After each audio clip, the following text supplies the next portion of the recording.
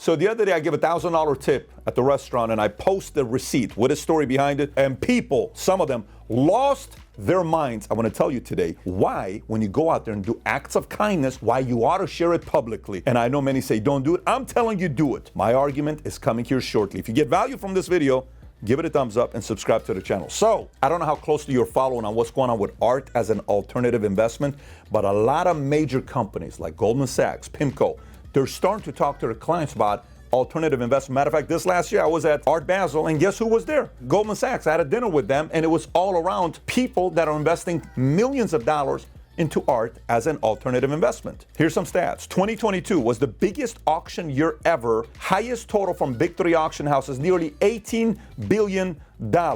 So now you may say, Pat, that's great. I can't afford to buy a $5 million piece of art or an $800,000 piece of art. I don't have that kind of money. You sometimes talk about baseball cards you bought for $1 million. I don't have that kind of money. I understand.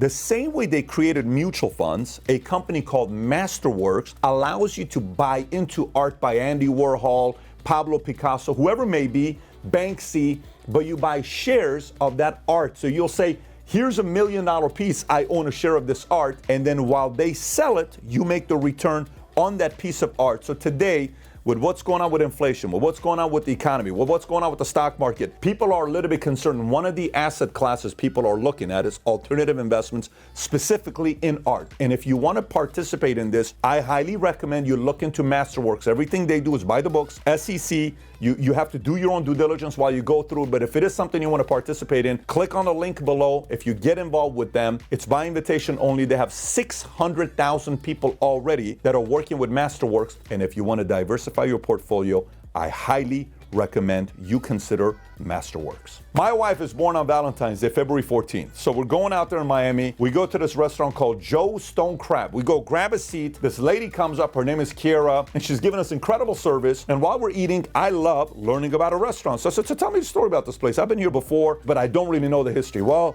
see that picture? That's the family. But here, that's Joe. This is how this place got started in 1913, just less than 20 years after Miami got started in 1896. This place was nothing. Miami was nothing. People only came here for this. And he started this, and it's been around for 4 generations. And it's the #1 restaurant in America for grossing top-line revenue. I'm like, you gotta be kidding me. Pre-pandemic, #1 restaurant in gross revenue, only one place. I'm like, wow, that's intense. And I'm looking around, my wife and I'm like, babe, how many people you think work here? I don't know. Let me ask Kiera. Kiera comes back. Hey, Kiera, how many people work here? Well, we have this many waiters and waitresses. I'm number 24 out of whatever, 89, I think she said. We have nearly, you ready? 400 employees. One restaurant, nearly 400 employees.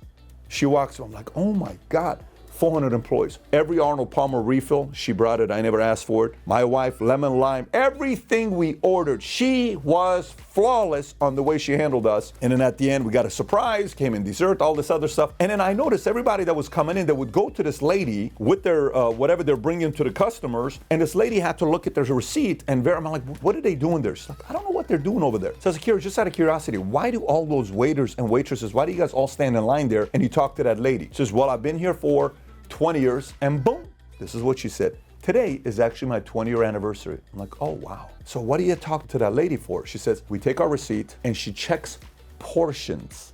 I said, portions? Yes. She checks portions? Yeah, like, did I put too much salad? Did I put too much crabs? Did I put too much this? I said, damn, portions, why would they do this? Interesting. So somebody, if you have a friend coming in, they don't put more crab legs. I said, is that why they do it? That's exactly why they do it. How long have they been doing it for? They've been doing it for 20 years, as long as I've been here. What an incredible system. So I said, so I noticed every food that came to us, you brought it to us. Yes, here we bring it to you, and we're held accountable. I said, so if I tip you, does a tip go to you? Does a tip go to everybody shares it together? She said, no, it goes to me because I'm held responsible to bring in the food to you. Great system. I said, so tell me, how do you like working here? Are you kidding me? I'm so grateful. I'm so happy. This company's changed my life. I've been here for 20 years. Today's my 20 year. I'm like, wow. She got emotional listening to her story. And by the way, you know how this lady was? Super humble. Like the type of a person you want as a mother, as a sister, as a friend. Man, like emotionally so likable. I'm like, babe. She says, I know what you're going to do. I said, I'm going to do it, babe. Do your thing. Great. I'm going to give her a $1,000 tip. So I gave her $1,020 tip. So the receipt was like $400. She ended up getting a $1,020 tip, $20 to represent 20 years she's been there, $1,000. And I give it to her and she says, what's this? What are you doing? No, what are you doing? You're kidding me. So the reaction was so innocent, so awesome, so grateful.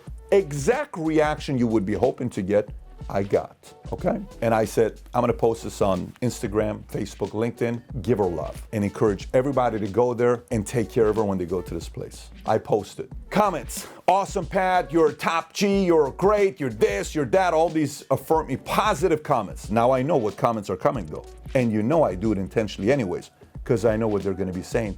And what they don't realize is I intentionally posted it because I know it pisses a lot of people off. Let me read some of the comments. Here's what some people said. That's all good, but you're supposed to do these good deeds, things out of the goodness of your heart, not to post on social media and brag. Set a better example. Okay, great. So listen, logically, you would see that if you gone to church or you were raised in a Christian family or any kind of denomination, you'd say, he's right. You shouldn't do this. Perfect. Let me give you my argument. Social media, do you see things that people pick up that are bad habits, things they shouldn't be doing? How do you fight that? So let me get this straight. So the bad habits, promote it as much as you want. But listen, all the good people do, don't advertise it. God forbid you're going to be judged for it. How do you fight negative habits and negative behavior? By showing good gestures. Mr. Beast, every time he goes and changes someone's life and gives $10,000, $50,000, here's a car, here's a house. He's got thousands of other YouTubers now are doing the same thing to be like Mr. Beast. Are we teaching giving? That's a good thing, because for the most part, everything's promoting what? Taking. These guys are teaching giving, and we should say, hey, Mr. Beast, stop giving away money to people. You're not doing a good deed. Stay quiet while you're doing this. I say keep giving, because God knows the way Mr. Beast is going, in the next 10, 20 years, he's going to be giving away billions of dollars, and you ain't paying taxes for that. He's choosing to give that away.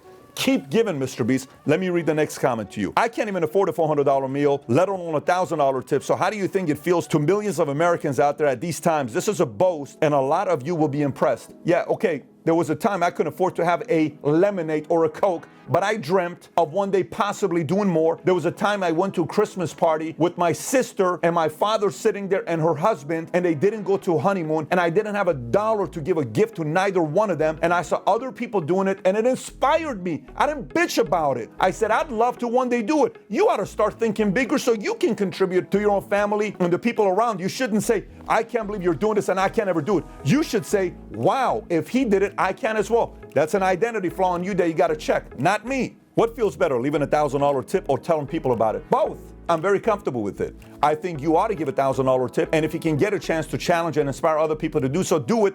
But in this situation, how do you think Kiara feels? How do you think she feels being recognized? When do you think she got this kind of recognition, getting millions of views? You think she's happy she got the love? You think she's happy she's being recognized for going above and beyond? You think she's gonna go tell that story and say, you know what happened today?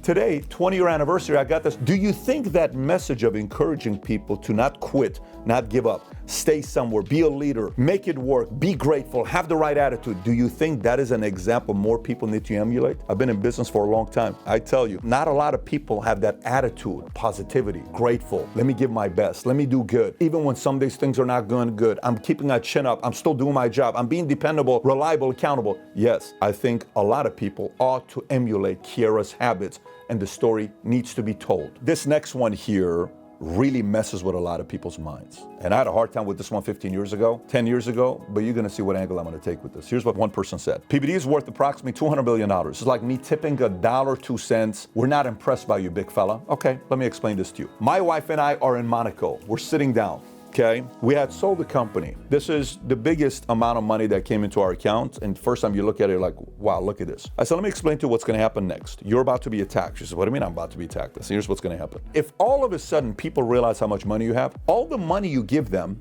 they're always going to say, you're so greedy.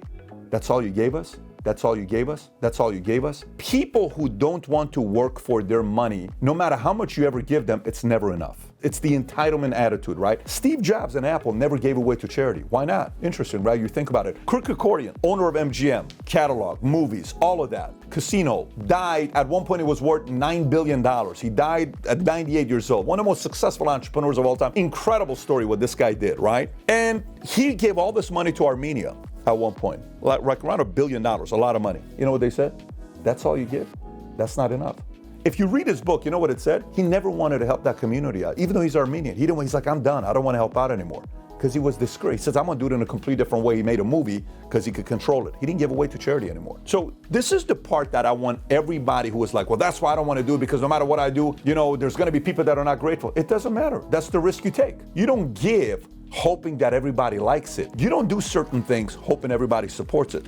This is one of many stories of what we do. You don't go advertising every single one of them. But I do believe if you do a good service or a good deed out there, share it with others. Don't feel guilty about it. We need more stories. The question and the debate this led to is the following debate, which, by the way, some of you guys are going to love this year. If Jesus was around today and there's social media, say he's around today, you think he's on social media? I don't think he'd ever be on social media. Really? Really? So you think he would only spend time at churches? You think he would only be places because it's only other Christians? That's where he would be. Nah, I think he'd be on social media telling his story. Matter of fact, I'm willing to tell you not enough Christians are on social media. The churches that are growing, they're leveraging social media. A lot of these guys that are trying to groom kids and the negative mindset, they're on social media, and you don't want to match that with goodness? I don't know about that. I think that's a outdated philosophy that needs to be challenged today. And I think people like Mr. Beast and others are doing a great job giving, and they're inspiring kids, which is very important, to be comfortable to give in a society like this. So this whole thing was to give a shout out to Kiera and to encourage others to tell stories of people who give 20 years of their life in service to a company and do it in a grateful, positive attitude. Kiera, this whole thing was for you. I got a lot of respect for you. So I'm reading a book right now that I'm fascinated by, which I've recommended on my Instagram. Phenomenal book. It's about service. I did a video years ago on the concept of customer service versus customer experience. My whole experience at Joe Stonecrap was an experience, not just because of customer service. If you've never seen this video, I highly, highly recommend you watching this video to create memorable moments for the people you're serving. If you've never seen this, click here to watch it. Take care, everybody. Bye-bye, bye-bye.